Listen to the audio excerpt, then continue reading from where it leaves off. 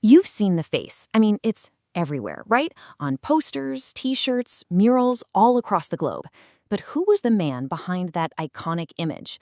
Well, he was a doctor, a revolutionary, a statesman, and, for some, an executioner. So today, we're going to dig into the incredibly complex life of Ernesto Che Guevara. So let's start with this picture. This is the one, taken back in 1960 by Alberto Corda. It has become one of the most reproduced photos in all of history. For millions of people, this image is it. It's the ultimate symbol of rebellion, of idealism, of the fight against injustice. It really is the face of a revolution that won. And then there's this photo. This was taken on October 9th, 1967. And what you're seeing is Che's lifeless body, put on display after he was captured and executed in the Bolivian jungle. This is the other side of the coin, the face of a failed campaign, a man utterly defeated. So that's the big question, isn't it? How do you go from that first iconic photo to this grim final one? That's what this explainer's all about. We're going to trace the journey of how a young, asthmatic doctor from a privileged Argentine family completely transformed himself into a global and, let's be honest, a deeply divisive revolutionary figure. Okay, so to really get a handle on Che the revolutionary, we have to start with Ernesto Guevara the man. And his story, maybe surprisingly, doesn't begin in poverty or oppression. It starts in a wealthy, well-educated family in Argentina. His early life was full of these interesting contradictions. I mean, he came from money, but he also had this lifelong, really severe battle with asthma that forced him to develop this incredible willpower. And while he was studying to be a doctor, his real loves were books, philosophy, literature, and just constantly pushing his own physical and mental limits. This right here, this is his transformation. You know, it wasn't a university lecture that radicalized him.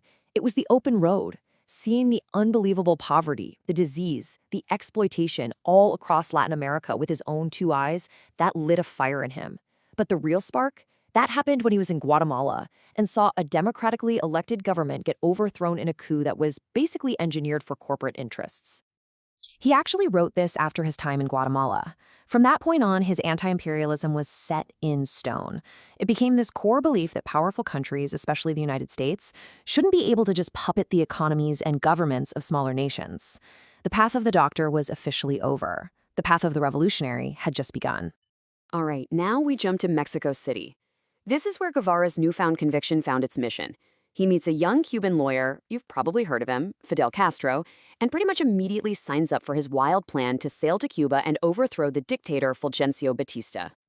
Just think about this. He was one of only 82 men, all crammed onto this leaky old yacht, setting off to start a full-blown revolution.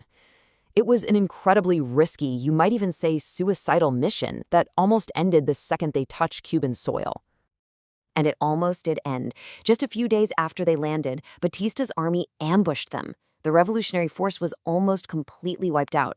But a small, beaten-up group of survivors, maybe around 20 of them, including a wounded Che, somehow managed to escape into the thick jungle of the Sierra Maestra Mountains. It's here, hiding out in these mountains, that Che really becomes Che. He turned out to be a brilliant tactician, a fearless fighter, and a seriously strict disciplinarian. He demanded total loyalty, and he even famously executed a suspected traitor himself just to maintain order. He basically built a mini-state right there in the mountains, winning over the local peasants and forging a real disciplined fighting force from almost nothing. And this was his masterpiece.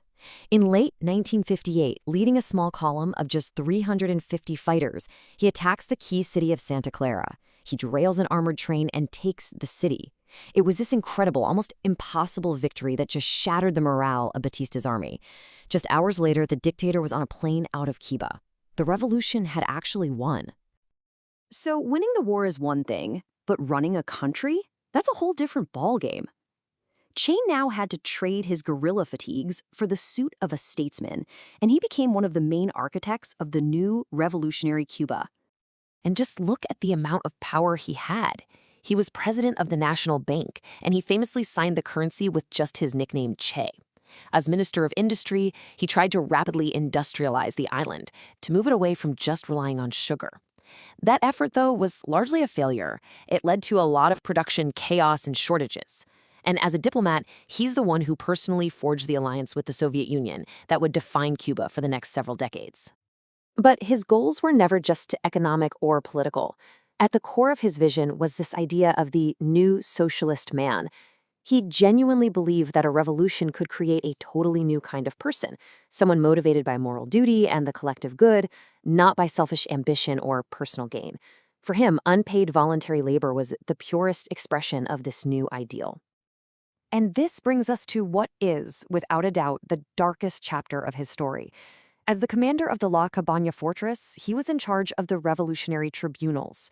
Hundreds of officials from the old regime, policemen, soldiers, spies, were put on trial and executed by firing squad.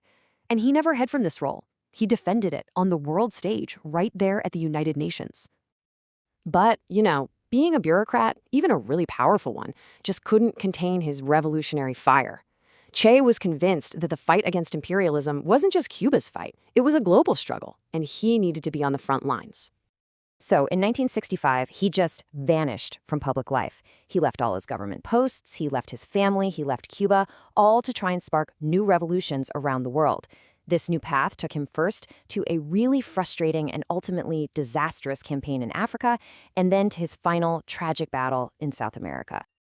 This was his grand strategy. This was his big idea.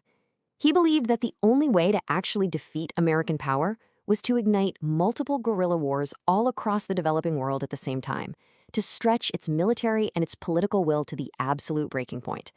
It was an all-or-nothing call to arms for the entire planet. And this really captures the massive contradiction at the heart of his legacy. So who was he? Was he a selfless martyr who died fighting for the oppressed? Or was he a ruthless authoritarian ideologue who killed his enemies without remorse? The thing is, there's no easy answer here, and both sides have really powerful arguments. His attempt to create another Vietnam and Bolivia turned into a complete catastrophe.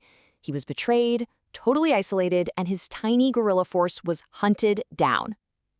He was captured by Bolivian soldiers who had been trained and advised by the CIA, and the order came down from the capital, execute him.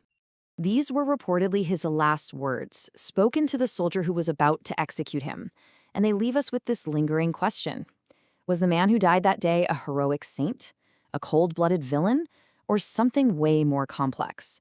A figure whose unwavering, powerful ideals were tragically and violently impossible to separate from the man himself?